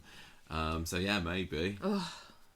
Maybe that's what's going to happen. Maybe Imran's going to win custody of Alfie and he's going to have to move away just to... Oh, gosh, it's so sad. I can't think of any positive outcome for this, but I'm still loving it. There's no good outcome. I mean, what is Imran going to do for a job now? Yeah. Male model? Maybe. Is he going to end up like David Duchovny in Zoolander, where he's a hand model? And he has to keep his hand in a special vault. I think he's going to be a lamp lighter or a window cleaner. Something where you being tall is beneficial. I think you can use a ladder. Basketball player. Yes, professional basketball player for the Weatherfield Wanderers. Yeah. It's tragic. Can I just say as well, I enjoyed Leanne's inclusion in this story. I know, I did like this when in a rare minor role where she wasn't the leading lady. I don't know whether Jane Danson. Can I be sad about this? How can I make this about me, Leanne? Can I be in this story but just a few scenes? Yes, Jane, you can. Oh, fantastic. Okay, yeah, because I actually want to go home to my real family. Yeah, so that was cool. It was good that they remembered her, and it was nice that Leanne and Toyah are getting scenes together, which doesn't just end in them falling out just for drama's sake. And I really did like, there was a scene with the chess story where Nick is asking after Toyah, and Leanne's like, no, she's not doing great, but I'm going to give her some sisterly support. And I was like, yes, the Battersby sisters. Yeah, it was cool stuff. Still probably in this situation, in real life, Janice might show up to support, but I don't think we're going to be seeing her. I don't think she'd be helpful though, would she? She'd probably get herself arrested trying to beat Imran to death. I want to see Janice versus Abby. That would be the ultimate pitch fight, wouldn't it? That would be like Raw rolling around in the mud kind of... that would be definitely flying, WWF standard. Blood spurting everywhere. I think that would be quite cool. But they'd have to show it after 9 o'clock. After the watershed. Maybe that's going to be the Britain's Got Talent week. Big stunt this year. Abby versus just like Janice a whole Battersby. week-long epic battle like Naruto. Yeah. Speaking of epic battles, Gemma, let's move on to the next story, the thrill of the chess. Get ready for this. Do you think you could...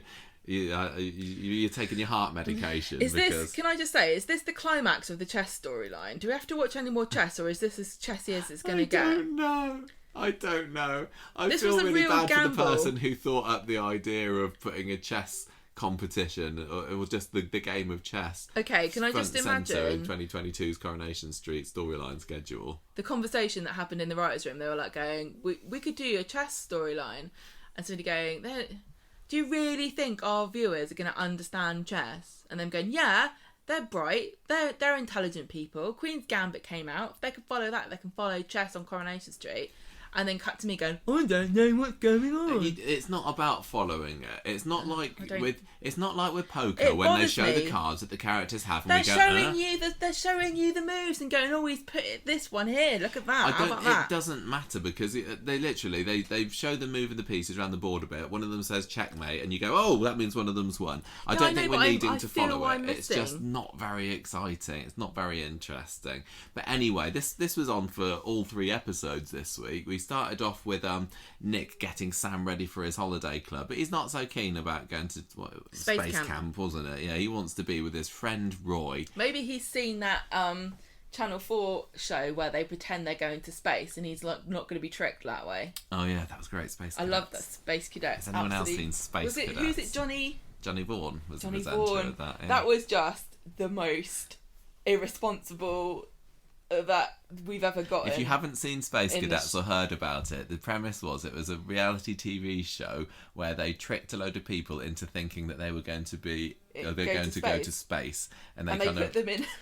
They put them in a virtual reality simulator kind of thing, and they said, look, we're in space now, and in the end they said, haha, we're not really in space. You're not really in space, you idiots. It was very, very fun. It was about 15 years ago, was it? That was on, it was maybe? The most ridiculous thing, honestly, and I don't know how. And like, it was so fascinating because they were on this fake spaceship, weren't they? And they were going, I don't think we're really in space. And they had to try and explain why they weren't like having zero gravity and stuff. Yeah. It was fun. It was utterly ridiculous. We digress. So bring it back. Nick goes over to see Roy, who tries to make him see that, maybe all this chess that Sam wants to play is actually an outlet for his grief after his mum's death. Yeah, and I was thinking, is that how Roy is able to live with himself, knowing that he's ever so slightly responsible for Natasha's death, that he's thinking that this chess game is making him feel better about it? I don't know.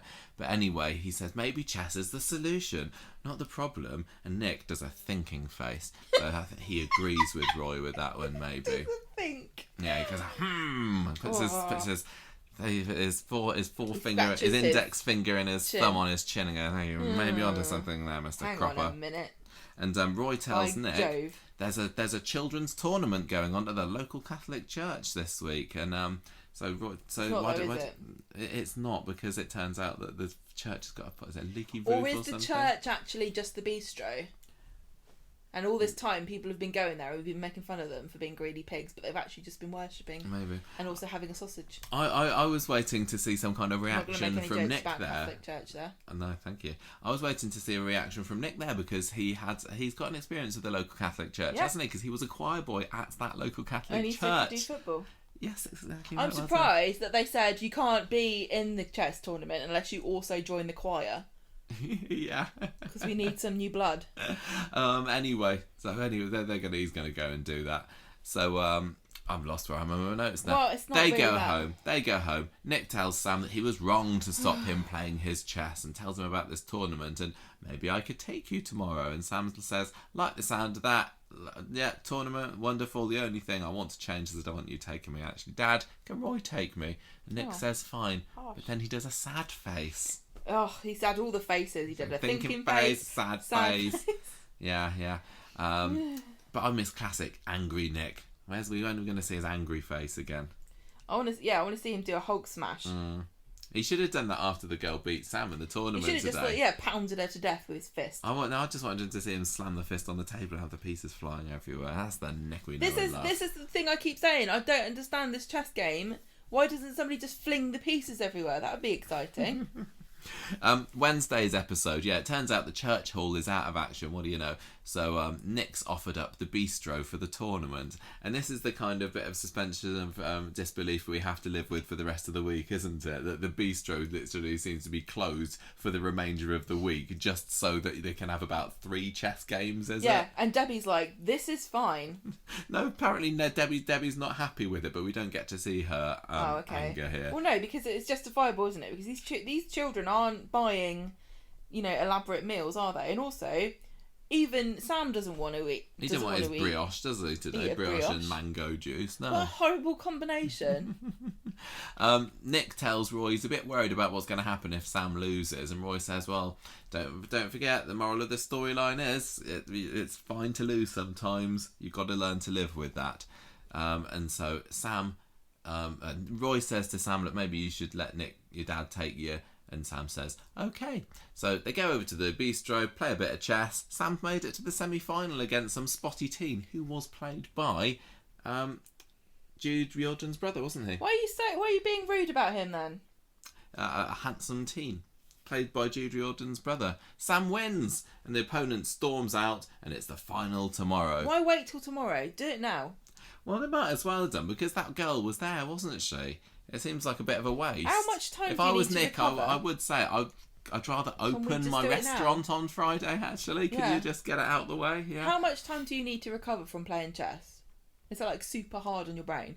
Is it like doing Sudoku, where you're like, oh, I can't be bothered with more Sudoku now. I've done one, that's it. That boy had his mindfulness app, didn't he? Yeah. He was all prepared for it. You just need to whack that on again. Was that a product placement? I think he was listening to Conversation Street, actually. Oh, okay. Well, I hope he wasn't listening to this one. We were getting the subliminal messaging that chess is actually really boring, and that's why he lost. He just lost heart of it. You are not good at chess. We got a little cameo from David at the beginning of Friday's episode, who is just as baffled as the rest of the audience about why Nick has shut the bistro just for this one game chess final. And Nick says, no, it's really important, it's fine. Cleared it with Debbie. So Sam arrives at the bistro. Nick gives him his brioche and mango, which Sam doesn't want. He wants tea and toast. Gets a bit of a pre-match pep talk from Nick, and then the game is on. Well, once the girl arrives, she's a bit late because of the ring road. The ring road. Nice reference. Sam's looking a bit nervous. Tell you what, it's a good job Maria was otherwise engaged, because she would have been furious about that. I know, totally. Sam loses. Who'd have thought? I was actually expecting this to just be the conclusion of the storyline, and Sam wins, and they all live happily ever after. But no, the girl beats him. He refuses his handshake and walks off into the back room. Leanne turns up. Nick says, I think I've messed up here. Sam's gone mute again. But he's actually talking to Hope on the walkie-talkie, isn't he? Who's accusing him of fancying this girl. What was her name? Geraldine or Jermaine or Gyrene or something like that. Gyratory. Yeah. Who it seems that Sam maybe has got a bit of a crush on, because the girl and the dad come back, don't they, later on, and the dad's like, oh, my daughter would quite like to beat your son again at chess. I mean, play him again at chess. Hi, my daughter's awkward nerd, and I think your son might be too. Yeah. Why don't we breed them together and see if we what can happens? Get some really weird, screwed up kids? We could make like the ultimate chess champion. We could get somebody who's clever and goes to live on Mars. Yeah. Sam's hiding, but it's only a fake reality TV show. They just do a cardboard box with Tim Burton on it, and Johnny Vaughan's there going, ooh, it's space interference. I thought that Sam was quite cute hiding behind the clipboard, wasn't he? Because it seems like the girl's a bit sweet on him as well, because she was given some kind of little sweet smiles there. But she was older than him. Yeah, I don't agree with this age gap storyline. What's the name? You know, in Bambi, and he's got that little skunk friend. What's he called? Stinker? Not Pepe Le Pew. You know what I mean? Yeah, Thumper and Stinker, the two famous Bambi characters. Bambi.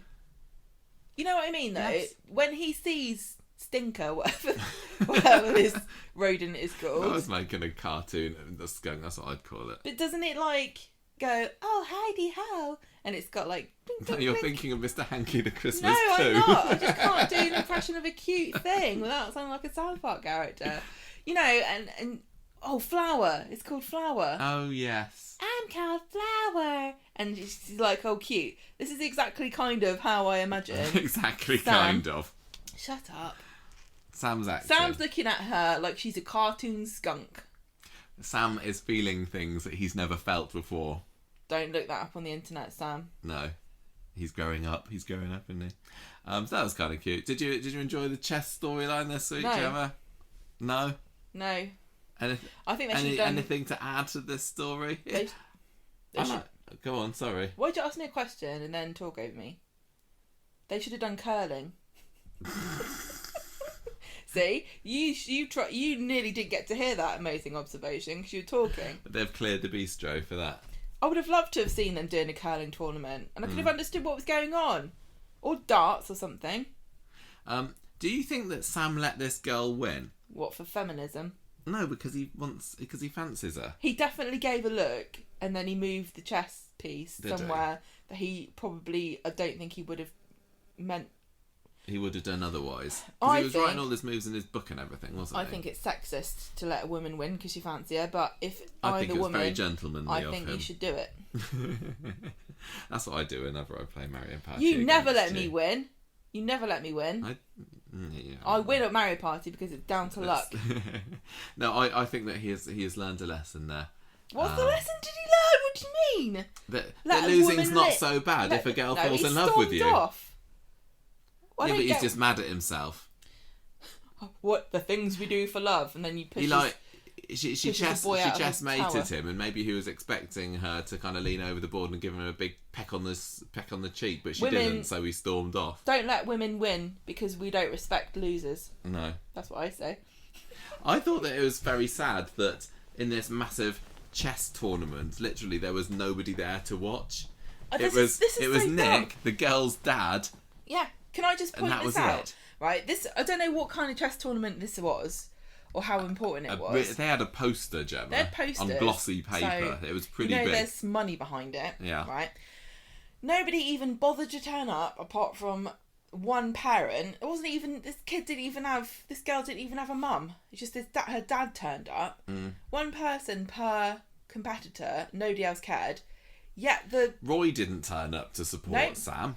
Yet the Stylist of the Year He could award have taken gets both. a live television broadcast. Yeah, that just goes to show what we value in this country. Yeah. What a bunch Beauty over brains. Bunch of vacuous twits we are, aren't we? Yeah. Where was this girl's massive star-shaped trophy and Yeah. interview with a local celebrity on the news? Well, just imagine him putting it on the TV instead of people like me at home going, I don't understand what's going on. Maybe that's why Debbie didn't mind closing the bistro so much today, because she was corning it in with all the award show cash that was going on Yeah. at Chariot Square. She's like, Chariot Square Hotel, we're going through champagne like nobody's business. I don't know who's drinking it, but carry on, I say. Yeah, that's true. Okay, fine story. Don't need to see it much longer. Although I am interested if Sam does fancy this girl, because I think having a little young romance story could be quite cute. It's a little bit my girl, isn't it? She's a very striking looking, beautiful girl as well, isn't she? With lovely eyes. Fizz out. Okay. On Monday, Evelyn catches Tyrone rifling through the removal van because they're off. Yes, Phil and Fizz are off. He's They're looting. packed up. He's looting it. They get chatting, and Evelyn gives Tyrone Cerberus to look after while she goes to the doctors. Maybe she's also having phantom pregnancies. She's like, I know this is wrong. Ruby phones Fizz to say she's forgotten her friend's birthday present. Fizz hurries over. Tyrone says he'll guard the van. Evelyn comes back later to find Tyrone's rooting through everything, taking some stuff out. He's got his mug, hasn't he? World's He's best like, this is farter mine. mug. And now he's wondering what else is in there that belongs to him. Well, I would be as well. I'd be really hacked off if I was Tyrone. If he's too. not getting a chance, he must have some stuff that isn't literally his in that house. Yeah, it's not all Fizz's stuff. Although I suppose at the end of the episode there was still plenty left, because he ends up putting his feet But up with why is she Evelyn. Why is she stealing his mug? stuff? It's not Yeah. even that. Who can I just say? Nobody in this country needs to take anyone's mug. No. This country is full of people. Cupboards are full of mugs that people have not bought. They're like mice in barn in the Middle Ages, aren't Yeah, they? they They just generate there spontaneously. Yeah. If you've got a cupboard, Yeah. mugs will appear in it. If you've got a cupboard above a kettle, Yeah. yeah, it just spontaneously appears. So he's getting mad. She says, "You just don't want to let go." And he admits there might be some truth to it. And Evelyn tells him, "Don't make this harder for Fizz than it already is." So Fizz comes back later and surprised to find that Tyrone has finished packing the van for her. He said he's only trying to help, but she thinks he's trying to get rid of her. Oh, how many wars have started because of a lack of communication like this? Fizz takes Tyrone to the cafe and says she's realised she might be making a big mistake with this move and the girls need to see him more than just at weekends. And he tells her she deserves to be happy and she's doing the right thing and the girls are going to love the garden and she should go for it. We're all into this garden. I'm into this garden. I want to see it. I don't think we're going to see anything of this house inside or out. That's awful. They get ready to head off. Fizz tells Phil she's got 20 years worth of memories on the street. Remember that time when I did a topless I was protest? literally thinking that. I was literally just thinking. Yeah, I remember that. I remember the time my boyfriend was beaten to the floor at Christmas because he was having an affair with a local teenage strumpet. Ah, memories. It's not easy to leave this behind. Remember that time that I got my finger sewed up in the machine over there? Tyrone puts on a smile, says goodbye to the girls. They all get in the car and they go off. Tyrone goes back to number 9. Evelyn was there with a brandy and her hair up watching the telly when he waltzes back in and she's like, oh great, thought I'd have the evening to myself. But then she tells him that she's actually secretly pleased because the sink needs unblocking. I love that little scene. That was really having sweet. Tyrone and Evelyn back together again. It's like, oh, all is right with the world. I felt with lovely. that. It was very nice. They just need a bit of Fizz there too. On Wednesday, the factory girls enjoy hearing about Fizz's new place. She looks a bit wistful. Then she comes into the pub at lunch and tells Tyrone the girls are high as kites last night. And she tells Kevin that Tyrone has been very good over all this. And Kevin says that's because he's got a good heart. And he doesn't really want to see you go, but he's doing it for you. So, to thank him, and I'm very much like this too, Fizz brings him a cream horn. The most comedic of all of Roy's offerings. Patisseries. And he tells her that number 9 feels so empty now. She's stolen all of his mugs. It's just bricks and memories. And she needs to go, but she says she'll buy him a pint later. So they have an awkward side-by-side sit in the Rovers, which really looked like it was... It very much looked like green it was a green screen, split but I don't think thing. it was. No. But it was weird. Might have been. I tell you what, they really need to avoid doing any kind of filming that looks even remotely like it's camera trickery. It's COVID filming, it's really distracting. Tyrone tells Fizz he doesn't want to be a weekend dad, and Fizz swears this won't happen. Great. I'm glad that this story's back and everything that I said last week, but I was a bit taken aback by Fizz's abrupt change of heart. Like, she's been gunning for this house for a while. Nothing seems to be wrong between her and Phil. And I was thinking, and I've always thought, you know, Fizz and Tyrone will probably end up back together again. But just to have Fizz announce out of the blue this week, oh, actually, maybe I've made a mistake, it seemed like the simplest way to do it. I was waiting for there to be some reason for her to change her mind, you know? Well, I just want to say that having gone through a house move myself, there is definitely that a feeling you get that you think you've made a terrible mistake. And I think that the shock of the change and how jarring it is and how, you know, it's your home. And I think anybody, even if you were moving somewhere you really liked, would have a wobble. But she's leaving things behind that she doesn't want to. And she... Including Tyrone. Well, this was not her really her choice to begin with, was it? I think if she could really have her way, she would go back in time and have, Tyrone never even meet... Alina. I wouldn't... You know what I mean? Even however happy Phil makes her and however wonderful this garden might be, I really don't think that this is what she really, really wants. What do you think? Yeah, no, I think you're right. And she knows this. I totally agree with all of that. It just felt like a very quick unnecessarily quick way for her to have her realise this. No, but I was think waiting for once some deep realisation. Yeah, but once you've done something like this, such a drastic change, that sometimes is enough to make you realise what you're missing. I feel really bad for Phil in the future. I really feel bad for Phil because he's been led up the lovely garden path. Yeah. I don't see it. I don't He's see going to a be future. doing all these renovations for nothing. He's doing. He's paid out for a new roof. And he's lost his job. Thought he had Fizz, but no, not for much longer. I hope Phil stays. There's no reason for Phil to stay once this storyline's over. I can think of plenty of people I'd rather. Decent chap. He was in it instead of. Did you what about Tyrone? How are you feeling about him? Do you still think he's a dirty dog, or do you forgive him yet? Come on, he's lovely, isn't he? Lovely Tyrone. Yeah, you do. No, I don't think I do. No, you do. No. You enjoyed seeing him He there, hasn't. Evelyn. I don't think he's really. I would be annoyed because he hasn't really. Has he really appreciated what he's done? I just still don't think so. I don't know. He hasn't made a grand gesture to try and get Fizz back. He's just kind of holding out and waiting for her to change her mind, which it looks like she is. So, all good. Next story. We're just racing towards the finish now. We have got the Summer story.